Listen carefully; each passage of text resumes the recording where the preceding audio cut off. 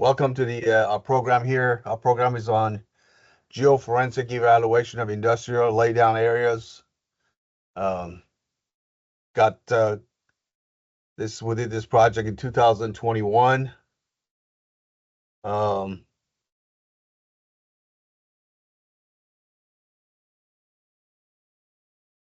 let's see, audience. We got about 190 people RSVP'd, and we have a lot of civil engineers, and we got a lot of people from various cities all throughout Texas that are registered. If you need to reach me, my contact information is here. David Eastwood, DE@geotecheng.com. My number is 713-699-4000. This program is going to be on YouTube, so you can go out and watch it anytime you want. Geotech Engineering and Testing is located in Houston. We've been in business for about 39 years. Our services are geotechnical, environmental materials, geoforensic engineering. We have a staff of 60 engineers, geologists, technicians. We work all over Texas, Louisiana, Oklahoma, New Mexico, and Arizona. And we have our own rigs, so we can mobilize quickly. If you have questions, please type it into the Q&A. We should be able to respond. Let's see if you can. Here's laydown areas. If you go throughout the Gulf Coast of Texas and Louisiana, there's tons of laydown areas. A lot of times they build these laydown areas with gravel roads, and these are pipes, could be compressors or other types of industrial stuff that they use forklifts to pick them up. Here's like pipes out here for laydown area. You can see here the area is basically gravel.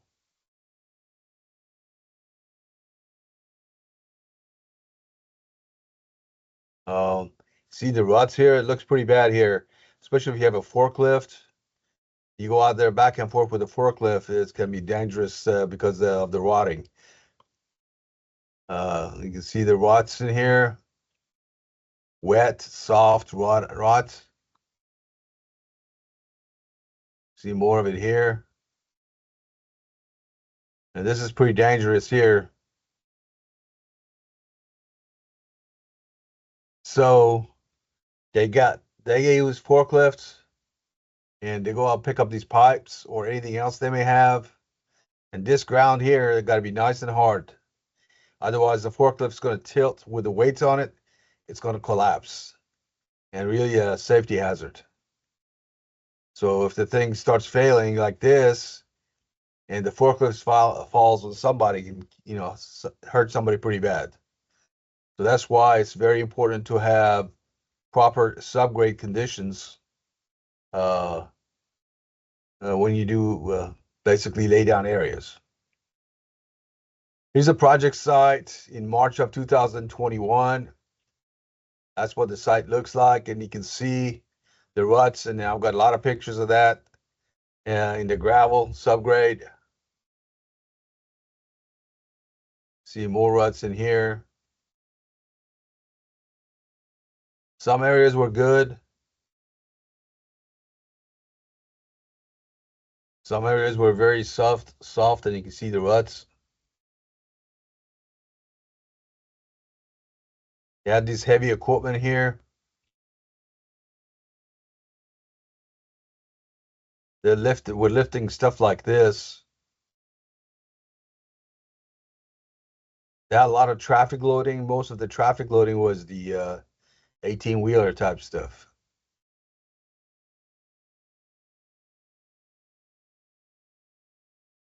So that's a March of 2021. Drainage was very bad. It's very bad. Water was standing in some areas, depending, if you had rain. As part of the design, of course, the laydown area, drainage is a big component that you need to worry about. Water sits in the gravel, it softens it. We went back there in July. It was after a rainfall, and you can see the pool of water everywhere. Bad drainage. There was no inlets anywhere. Just rainwater would just sit there.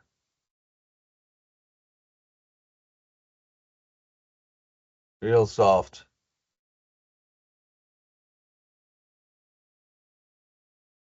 The area we had really fat clay soils, and the gravel mixed in with the fat clay, they start showing up in the ruts. Water standing everywhere. Again, the traffic loading was 18-wheeler type stuff, going back and forth. You can see penetrating the subgrade, soft subgrade.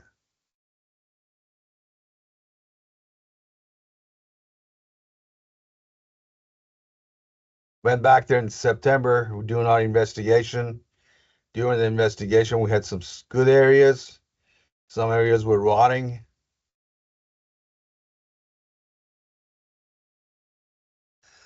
So project timeline, agenda, timeline. We did, of course, site visit. We reviewed the existing documents. We did field exploration, including borings and test pits and density testing, laboratory tests, engineering analysis, potential causes for the laydown distress.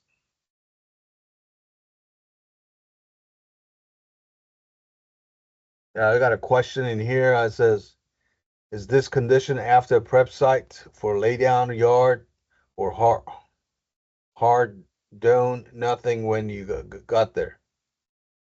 Um, I'm going to give you a timeline here to tell you. In 2019, they put the laydown area in. The design was 6 inches of subgrade, lime stabilized subgrade, and 8 inches of crushed limestone. In 2020, within a year, they started having rotting problems. And in 2021, they called us to go and look at it. So when we went out there to look at it, these are numbers are the areas there was a lot of failures. And you saw a lot of these pictures already, water standing areas and rotting and the soft areas. You see the clay mixed in with the gravel showing up on the surface. Here's the clay coming up. So that was just 1 year after it was built. So we reviewed the existing documents. This was the contract. It was a one-page deal. The company name was here, and say we're going to do a 300 by 300 foot parking lot, and we're going to lime stabilize 6 inches and put 8 inches of limestone base, and that's it. That was their contract. That was a really poorly done contract, and of course there was no engineering done for the design of this thing, and also no engineering for the drainage. Pictures of the construction that we're doing the construction out there. You can see the dozers start stripping out there. You can see stripping the area. Here's they're doing lime stabilization. Looks like it.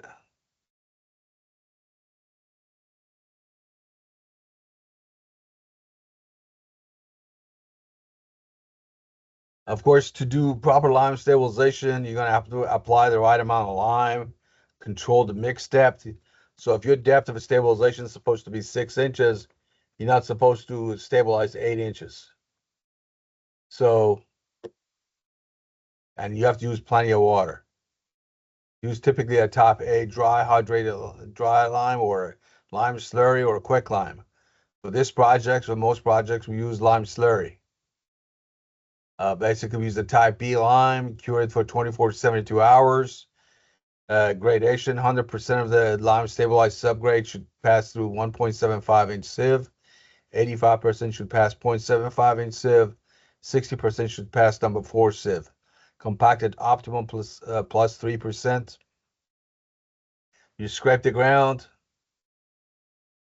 First, you apply your lime. What it looks like.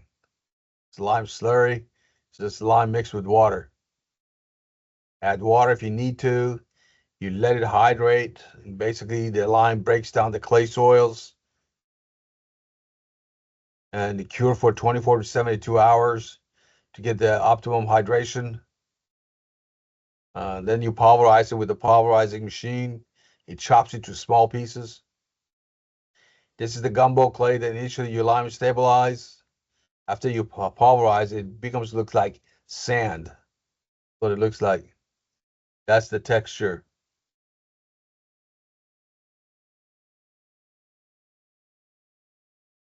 So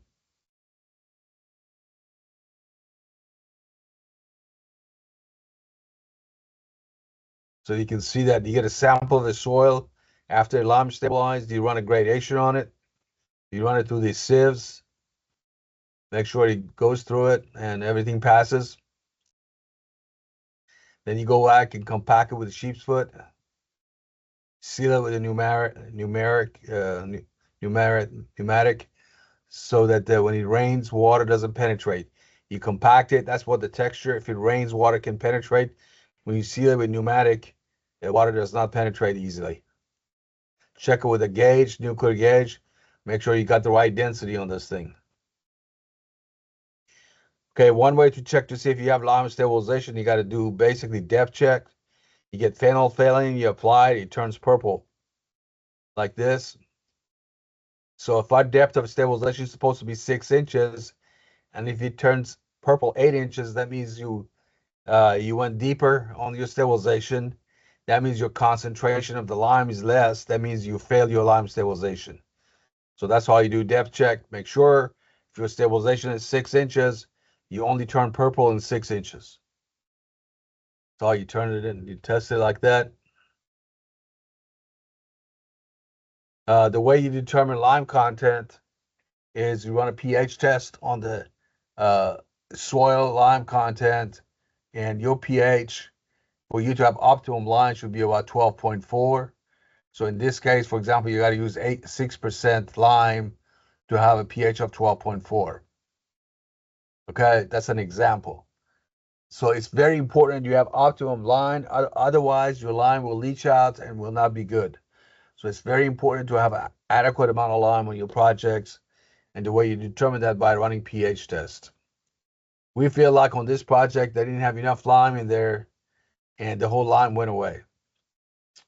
Then they went in there after the lime stabilized the subgrade. They put the crushed limestone in there.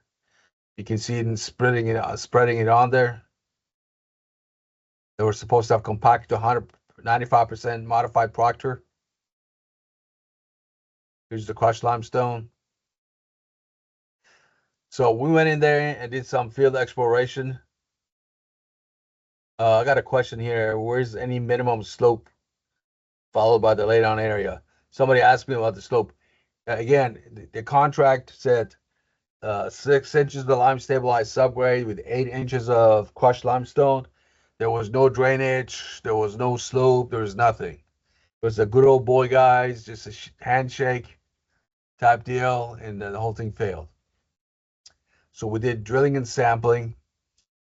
We did density testing, and we did test pits. So we did borings. Essentially, we did 10 borings in here, B1 through B10. We ran density testing using nuclear gauge at 4 locations. And we also did test pits at 10 locations. At any place where we had a boring, we also did test pits. The blue area here is the areas where we did test pits. I mean, we did density test. Blue areas are the density tests. So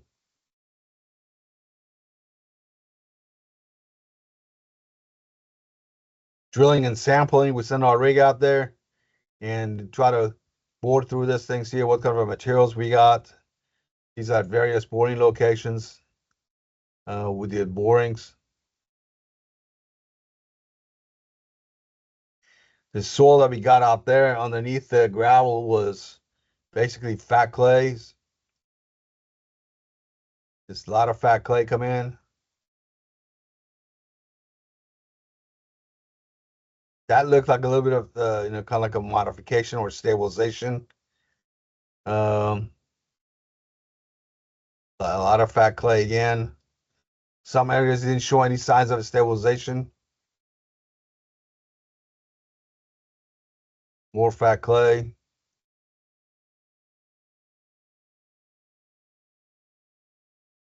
There's some sign of stabilization. We also did density testing on the crushed limestone using nuclear gauge at 10 locations. At 4 locations, I'm sorry, at 4 locations. This is a nuclear gauge. Basically, it's got gamma rays. It emits gamma rays out there from the source in here at the bottom of it. They got a receiver at the end of it. More gamma rays come in, the lower the density, less come in, the higher the density. So we ran to put the machine in there and run the test pits. Test pits depth were about the bottom of the gravel layer. So it was 8 inches deep. These are the density tests that we run on it. You poke a hole in the ground, of course. You put the nuclear source in it, and you measure the nuclear gauge density. Here's again driving the rod in the ground. You put a gauge in the hole and measure the density. We excavate it and put test pits in. And the excavation, of course, was hard through the crushed limestone.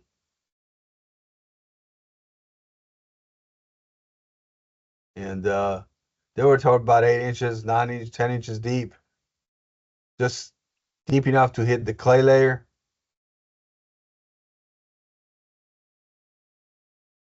And measure the crushed limestone depth. We measured at each location what was the depth of the crushed limestone.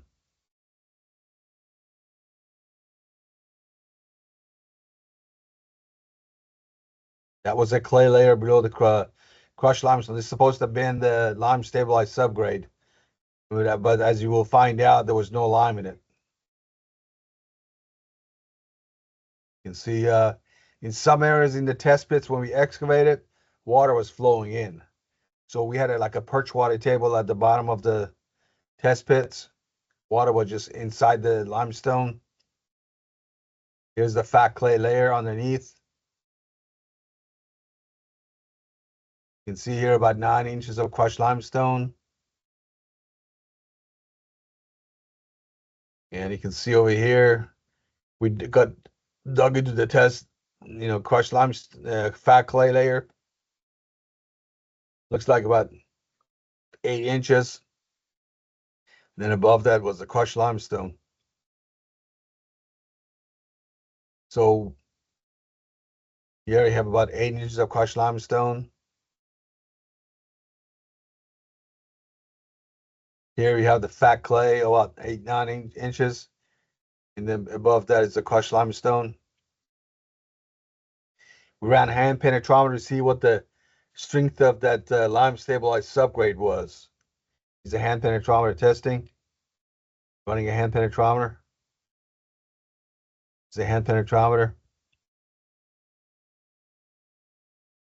Lab testing, we did classification test, particle analysis, gradation, test to feel out if there was lime stabilization, and standard modified Proctor tests on subgrade and the crushed limestone, and soil strength tests.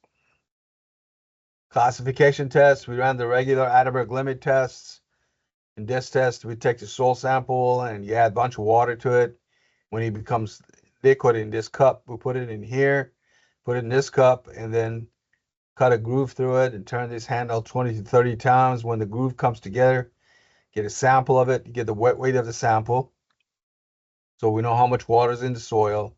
You dry it up, you get the dry weight of it. So now we know how much water was in the soil and then for it to become liquid. The other test we do is in the plastic limit test. In this test, we take the soil sample, roll it to 1/8 of an inch in diameter, and we want to know how much moisture is in the soil for it to behave semi-plastic. You get the wet weight of it, you put it in the oven to dry it up, and you get a dry weight of it.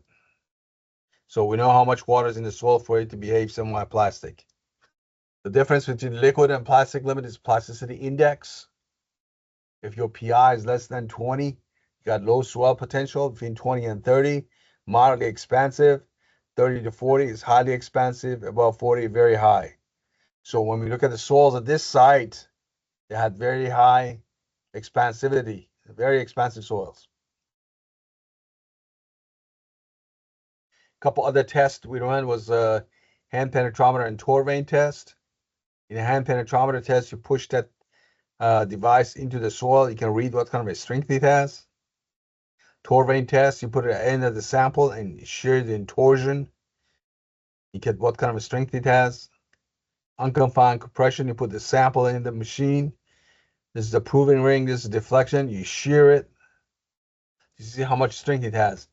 This is very important. The strength values to find out if there was any lime stabilization on the site, because TxDOT requires lime content as well as strength values for your lime stabilized subgrade. Gradation, a typical gradation is, you put your flexible base or your soil through sieves, shake it down, and you get a sieve curve in here like this. It's a typical sieve curve. In this case, of course, about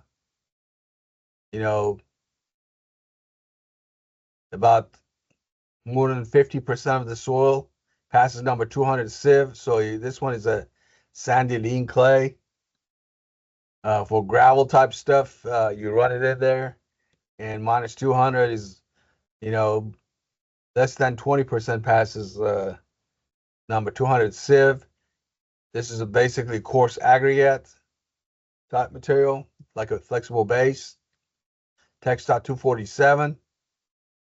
For gravel, your material should be less than 3 inches in diameter in size. Sand should be less than 0.187 inches in size. Clay and silt should be less than 0.075 millimeter in size. So when we did the borings on this site, these borings are about, we can see the depths in here. The top, we had crushed limestone. Below that was supposed to be the green stuff is a stabilized layer. And below that was fat clay. Okay. And so the depth was almost, down to about 6 foot deep. The soil 0 to 0.75 inches. That's 6.5 inches to 9 inches of crushed limestone. About 0.54 feet to 1.245 feet. It looked like a stabilized subgrade, but we don't know for sure. And below that was natural fat clay. The PIs of the lime stabilized fat clay was 33 to 48. That's a big problem, because when you stabilize subgrade fat clays, your PI should be less than 20. So if your PI is 33 to 48, that means you didn't stabilize it. The natural soil had PIs of 39 to 51, highly expansive soils for snow stabilization. PIs of the stabilized clay and natural clay were very similar. PIs of stabilized clay was not below 20. Again, when you properly stabilize soils, your PI drops below 20 when you lime stabilize. Here are the boring logs. We had boring B1, we had crushed limestone. Below that, the stabilized soils with a PI of 35. Ran density test in the stabilized fat clay. The density failed. And below that was natural fat clay, PI of 49. Boring B2, we had crushed limestone. Below that, stabilized fat clay. Below that was natural soils at a PI of 48. B3, crushed limestone, 0 to about 8 inches. Below that, you got a stabilized fat clay. Ran density test failed. The PI was on it was 48. There was no stabilization. So you got a PI of 48, there's no stabilization.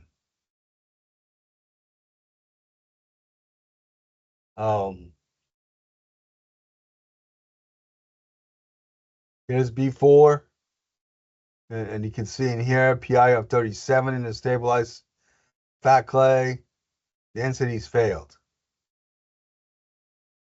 B5, you can see the fat clay, PI of 34, density in the stabilized subgrade failed. B6, PI of 39 in the stabilized subgrade, densities passed. Stabilized fat clay here, PI of 33, densities failed. Natural soil had a PI of 45. B8, stabilized fat clay, PI of 37, density passed. PI here was 41. B9, stabilized fat clay, density passed, PIs of 35. That means no stabilization. Natural soil was 42 PI. B10, we had 6.5 inches of crushed limestone. Below that, we had fat clay, stabilized layer, PI of 40, density passed. Natural soil had a PI of 51. When we ran gradation on the flexible base, you can see it like this. Number, like 3/8, 80% finer by weight of 3/8. You go over here to number 40, number 30, number 40, 40% finer. Basically, is an aggregate classified as gravel, clay with clay and sand. That's near boring B1. Running near B2. Again, gravel with clay and sand gradation. B3 is the same. B4 is the same. B5 same. B6 same. B7 same. B8 the same. B9, B10. They're all classified gravel with clay and sand. Test to confirm lime stabilization. Basically, TxDOT's got test. Use phenolphthalein. You spray on the material that's been stabilized. It should turn purple. So the other thing is you have to check the strength to see if it meets TxDOT strength on lime stabilization. Okay.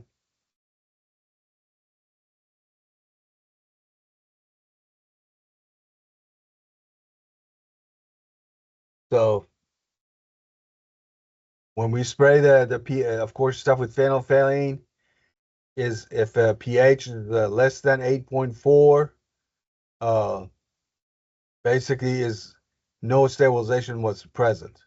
In 8.4 to 10, a little bit of turns pink. There's some stabilization above 10. Usually it turns red like this. We put phenolphthalein on the samples. What we got? Nothing turned red. Nothing turned purple. So boring B7, B8, B9, B10. We check with phenolphthalein. There's no reaction. Standard and modified proctors. We ran proctors on the materials. This is a limestone. You had a maximum dry density of 134, optimal moisture of 8, PI of 7. So we checked the compaction using nuclear gauge, and all the densities passed using nuclear gauge on the crushed limestone. So crushed limestone was properly compacted. On the subgrade soils, stabilized layer, we ran the proctor. We had a maximum dry density of 100, optimal moisture 25, PI 35, and we ran it on a bunch of the borings, and the compaction failed in the stabilized layer. Engineering analysis, limestone base course evaluation, stabilized subgrade evaluation. natural soil evaluation, surface drainage system evaluation, and traffic loading. Limestone thickness measurements, degree of compaction, and gradation were looked at. Okay, so when we look at the different borings, they're supposed to have 8 inches. In some areas with 7.5 inch, 8.5 inch, 7 inch, 7 inch, 6.5. So in some borings, the depth of the crushed limestone didn't meet the project specs. See the ruts out there? You got surface waves because of the traffic loading, because of the poor subgrade, and not enough crushed limestone thickness. Compaction, we checked the compaction using modified proctor. We had an optimum moisture of 8%, maximum dry density of 134 in the crushed limestone. And we checked the compaction in it. It ran from 96 to 100%. So compaction in the crushed limestone passed. In general, we require 95% modified proctor. Sometimes we require 100%. Most projects will require 100%. We just use 95% here. So in this case, the densities passed. And look at the gradation. You know, typically we want to use TxDOT 247 flexible base grades 1 and 2 for flexible base, and usually grades 1 and 2 are the good ones. Grade 3 base material not recommended. So we use grade 1 and 2 because of a lot of aggregates in it for the use.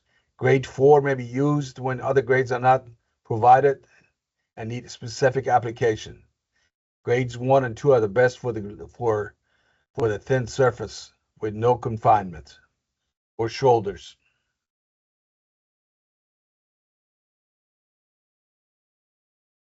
There's a question here. Is there a fake lime product that may have been used to trick the inspector? Okay, there was no testing on this project. There was no technician testing anything. So if they use fake lime, nobody would know what's going on. There was no testing. So they just basically a handshake type deal. They didn't have good lawyers over there for contracts. There was no testing, no engineering. So basically, our test results on the crushed limestone says the flexible base meets project gradations in some areas. For example, this is near boring 1, crushed limestone, and you can see various sieves that we ran them through, laboratory test results, TxDOT requirement. In some areas, you know, like 2.5 inches, 100% supposed to pass, it passed. But 7, 8, that 94.57% pass. It says 65 to 90% should pass, so it failed. 3/8, 80% pass. Spec calls for 35 to 70% pass, so it failed. In boring B2, when we ran the gradation, it all passed. B3 all passed. B4 all passed. B5, one of them failed. B6 failed. B7 pass all the way. B8 pass. B9 pass. B10 pass. Had a fit 1 failure. So crushed limestone gradation was not consistent. It passed in some areas and failed in some other areas. Stabilized subgrade. Lime used to, basically we check for lime used in the subgrade. Did they use lime? What was the thickness of it? What was the degree of compaction? And what was the strength of it? Because TxDOT requires the strength. So we ran failing in there and to see if it was stabilized. We ran failing on the samples of boring B7, B8, B9, B10. No reaction. There was no lime in there. Okay, so we checked the thicknesses, supposed to be 6 inches.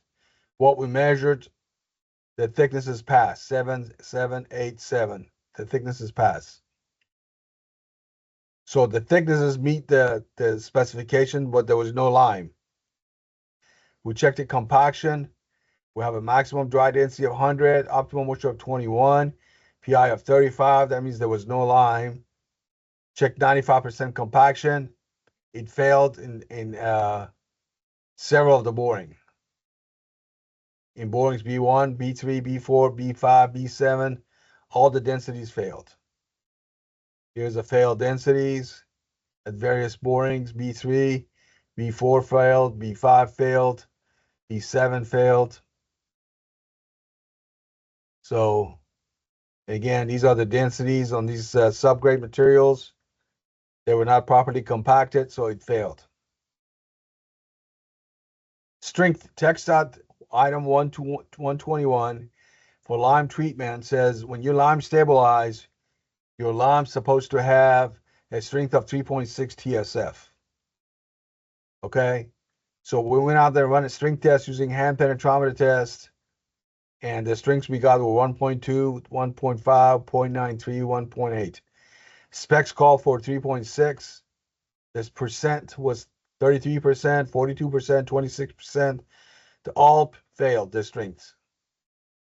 So basically the subgrade stabilized lime stable did not meet the strength on the project. If you run unconfined compression tests that we ran on these strengths, again, specs calls for 3.6. We got values of 0.83, 0.46, 1.27, all the way down here.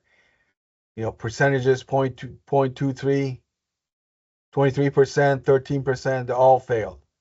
So all basically the string failed. To have proper lime, you need to have a pH of 12.4 when your lime stabilize. Natural soil stabilization, natural soil evaluation. We found out these soils are highly expansive. Back clays with pHs of 39 to 51.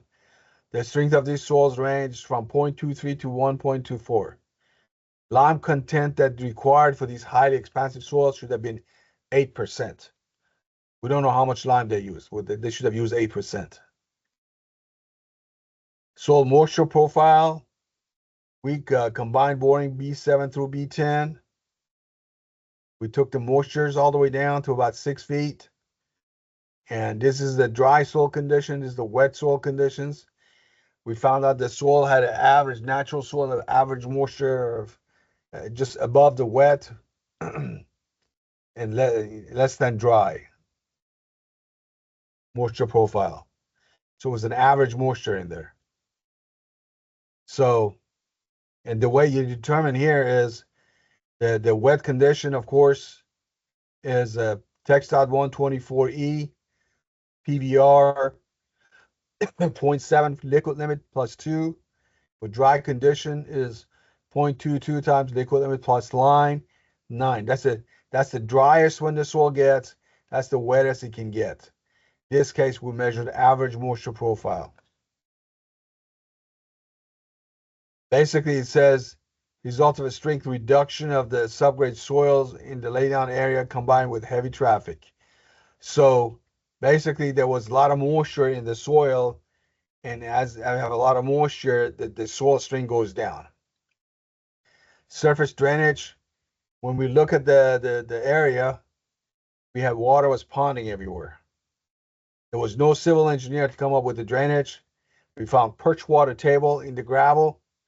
Water was just trapped there within the gravel area above the fat clay. It cannot penetrate the fat clay, just it sits out there. So we call it perch water table. Okay, so too much water was ponding in the area, and we also found perch water table in the laydown area. Traffic loading, we look at the traffic loading. This area has a traffic loading of basically 10 vehicles per day and 2 heavy trucks per month.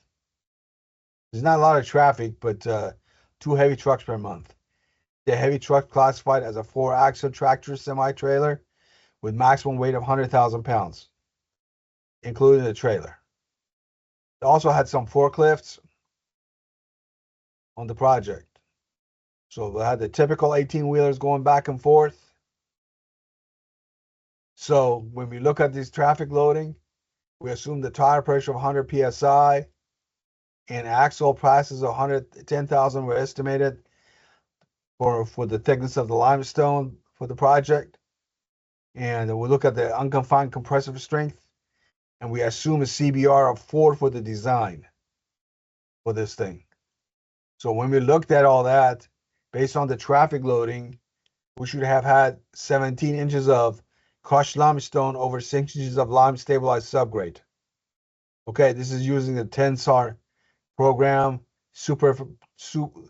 Spectra Pave software. We came up with 117 inches of crushed limestone over instead of 8 inches. They used 8 inches for the traffic loading that they had. Potential causes of the laydown distress.